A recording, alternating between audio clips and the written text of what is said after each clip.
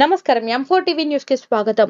ధాన్యం లారీలను అడ్డుకున్న గ్రామస్తులు. నిర్మల్ జిల్లా బైంసా మండలం కోతుల్గాం గ్రామస్తులు కొనుగోలు కేంద్రాల నుంచి రైసు మిల్లులకు తరలిస్తున్న ధాన్యం లారీలను బుధవారం అడ్డుకున్నారు.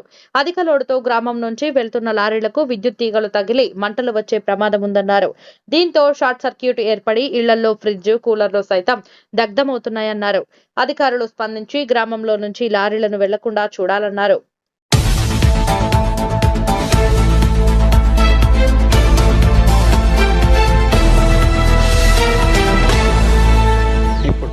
నా పేరు కిరణ్, నాది కోతులుగాం.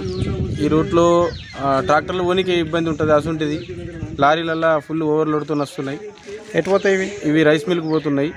ఈ రైస్ మిల్కి వెళ్ళడం వల్ల మేము ఇద్దరు 2-3 సార్లు కూడా మేము ప్రశ్నించినాం, కాకపోతే మమ్మల్ని ఎవరిని పట్టించుకుంటలేరు.